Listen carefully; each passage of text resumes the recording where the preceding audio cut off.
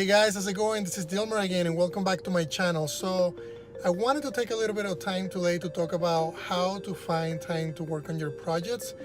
Even when, we have a busy life, even when we have a million of things to do, and we think that, because you have kids, because you have a day job, or whatever it is, the reason that, you can't find time to work on your side projects, I want to tell you my story. I want to tell you what I do. And I'm hoping that with that story that I tell you and what I do on a daily basis, that can get you motivated as well to work on your own projects. So many of you don't know, but I currently have a day job. I also have two kids. I have a wife, and I have a busy life. Whenever you work on a developer role and as a senior developer, there's a lot of things that go through your head. There's a lot of projects that you have to work on, and some of those projects are very demanding. Like, I'm always thinking about the projects that I have to work in my day job, and also thinking about the things that I'm working on my own to grow, to grow as a brand, to grow with my own indie game studio. So you might ask, how do I do it? What do I do on a regular basis? And it's interesting because this is something that I didn't just learn, recently, and it's been something that I've been working with for the last 5 years. And that is, you have to be able to, you have to be obsessed with what you do.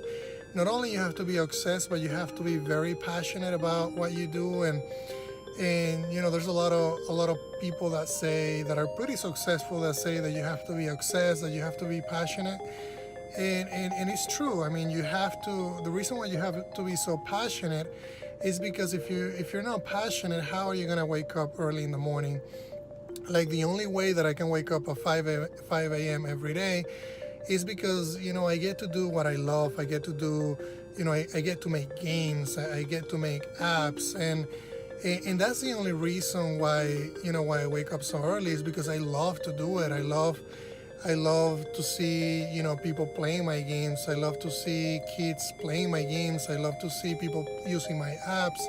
So you always have to, if I think about the beginnings, and yeah, I did wanted to make a game. I did wanted to make apps, but I didn't really know exactly why I was doing those things. Like, I knew that I wanted to make a game because it was cool, and I wanted to do it because I grew up thinking about how amazing it would be to make games.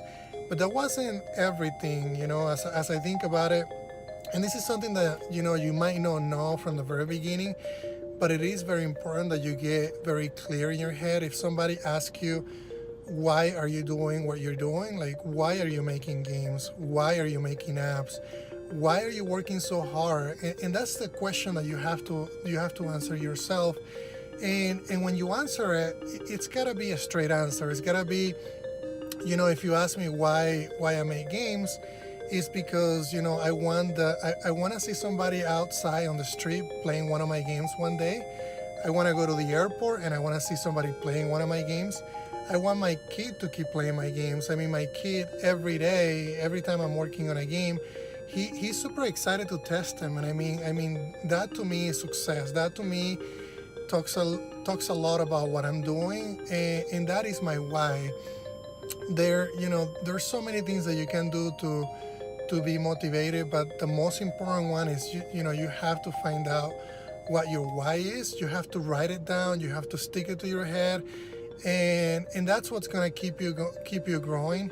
The other thing, just to come back to the topic of how to find time, is I do have a day job, and I have to clock in around 8 through 9, but from 5 through 8, from 5 through 7:30, I have a lot of time that I can spend towards my game and my my journey. So that's what I do during that time. I wake up really early in the morning, and I work on my studio. I work on my projects, and then I go to my day job. And as soon as I get into the day job, I'm focused on what the expectations are from me there. And you want to make sure that you're producing the high quality work where you work. and also, you know, during lunch times, that's another time that I take to work on my games. I normally have about an hour. So the first 20 minutes of that hour, I eat something pretty quick. I get that completed, and then right after, you know, 30 minutes, I spend it working on a small task. So that might sound like a rush, and it is a rush. It is really hard at the beginning when you see, you know, when you see other people just going to lunch and having a good time, and you're there working on what it seems to be work. But it's really not bad because what I'm doing is something that I love. So if I use my lunchtime to work towards my studio, that to me is fun. That to me is exciting. So that to me is basically an investment that I'm making towards my own goals. So yeah, so that's what I do at lunchtime.